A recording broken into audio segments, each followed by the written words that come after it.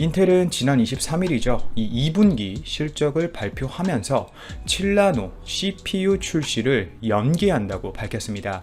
인텔은 그동안 수차례 이 7나노 제품 출시를 연기해 왔는데 이번에 또 출시를 미뤄버린 것이죠.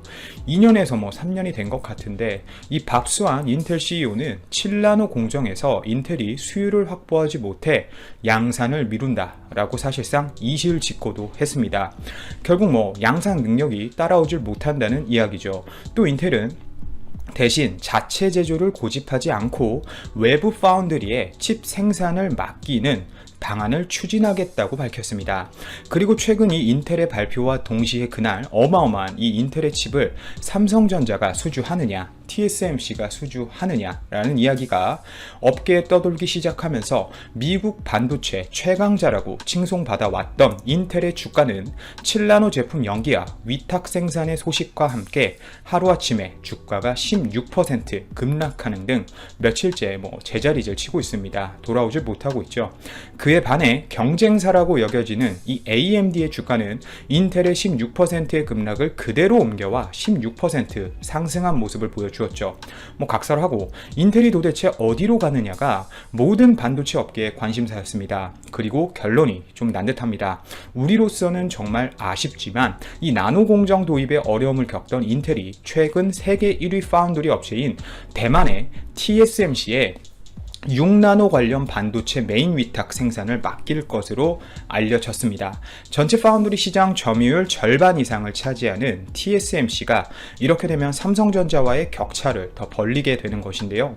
아직 인텔 측의 정확한 확실한 발표는 아니지만 여러 외신은 인텔이 TSMC의 6나노 반도체 관련 위탁 생산을 의뢰했다고 많이 보도하고 있습니다.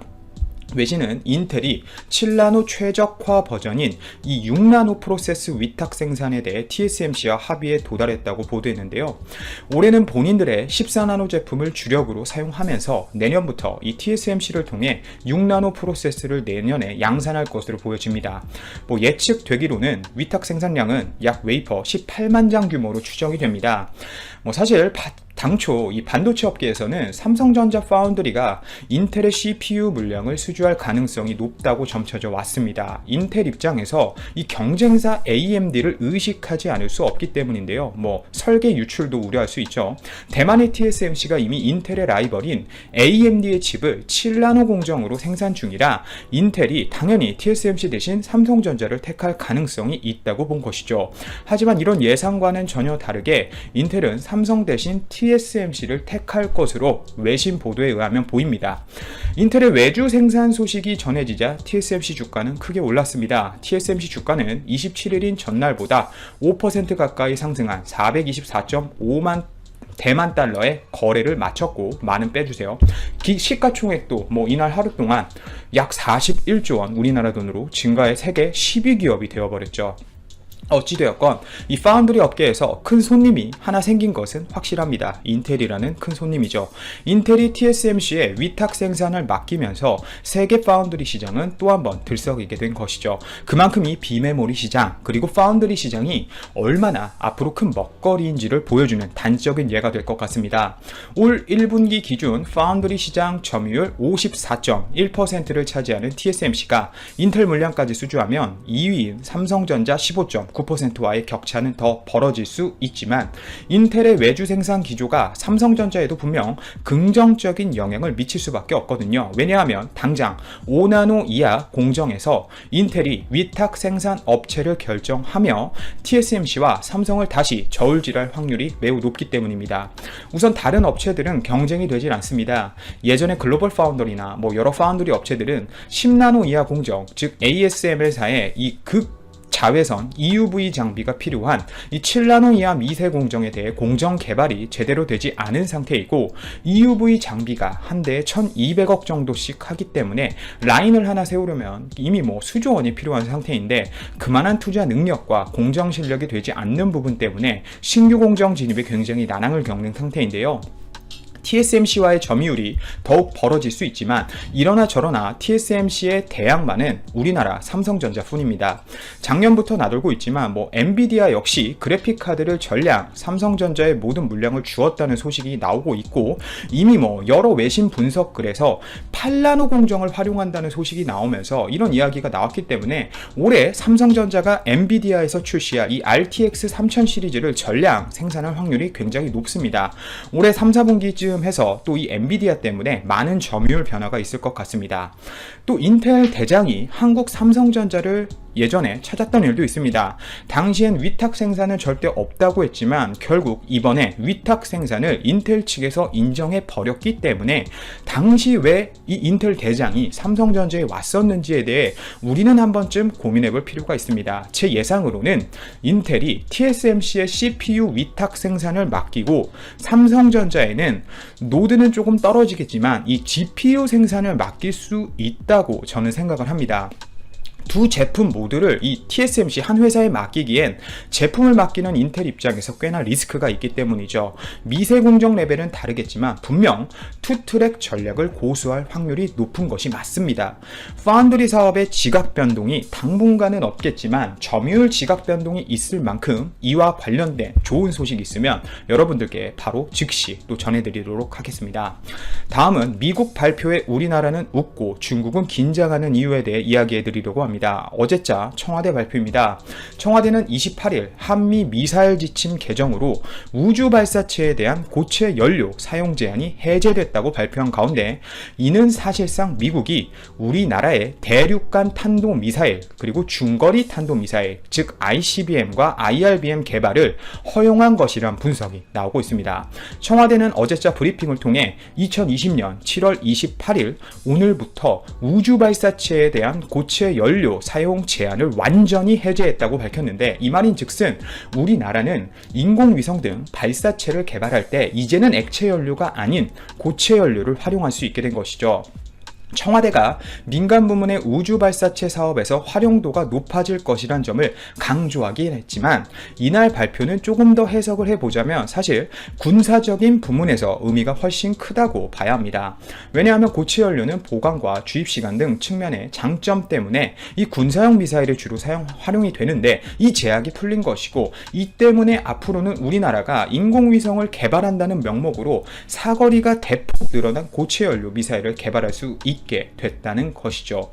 기존 미사일 지침은 사실 총역적, 즉 로켓 엔진이 내는 총 에너지 양을 100만 파운드 초로 제한되어 왔고 발사체를 우주로 보내려면 최소 5천만에서 또는 6천만 파운드 초가 필요한데 이를 50분의 1 또는 60분의 1 수준에서 묶어둔 정말 말도 안 되는 우리나라 입장에서는 답답한 제약이었습니다. 그리고 이 제약이 어제자로 풀린 것이고 중장기적으로는 우리가 주변국의 위협에 대비해 고출력의 고체 추진체를 개발할 수 있게 된 것이라고 볼 수 있죠.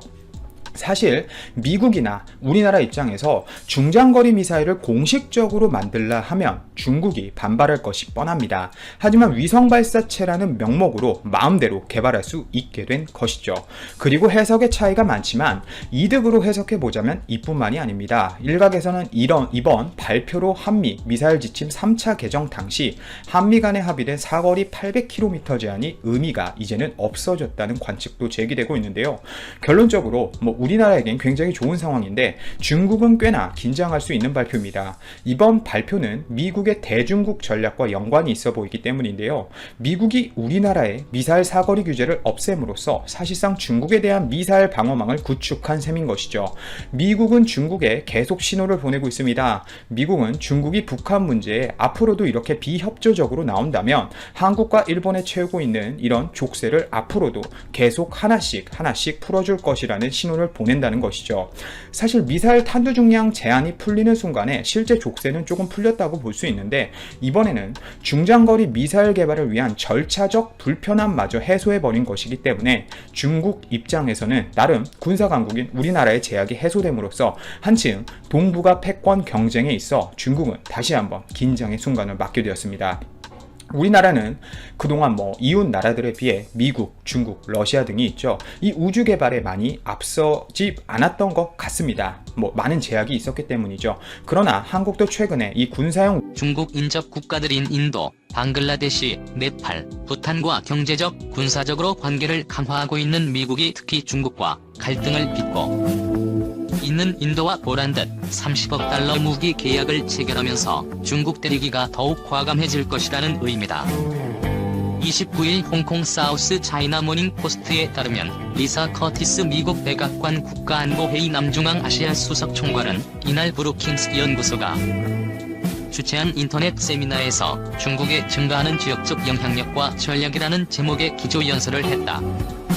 그는 미국이 중국 인접국들과 관계를 강화하고 있다면서 미국은 미중 관계에 있어 더 많은 위험을 기꺼이 감수할 것이며 미국의 정책을 이끌 새로운 가이드라인에 각국이 앞으로 익숙해져야 할 것으로 생각한다고 말했다.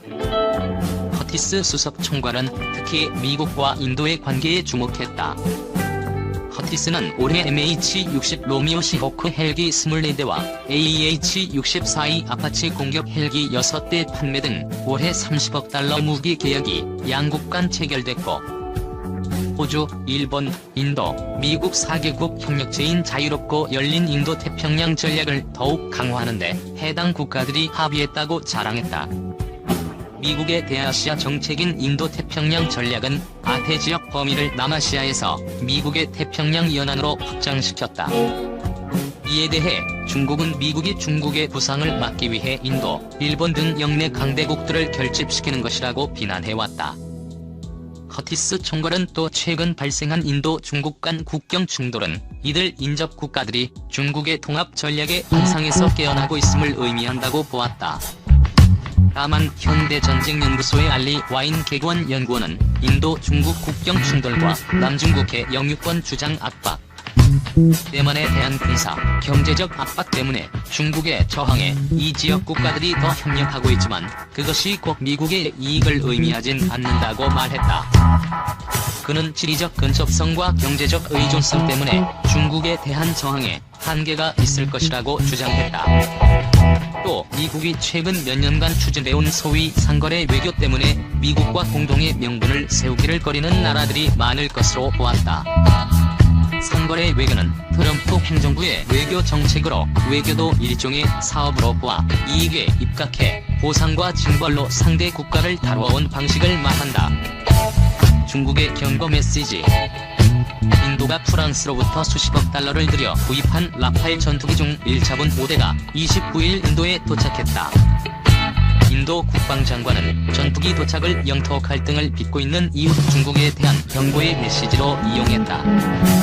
AFP 통신에 따르면 앞서 인도는 총 94억 달러의 라팔 전투기 36대를 구입하기로 했으며 전투기는 내년 말까지 순차적으로 인도될 예정이다.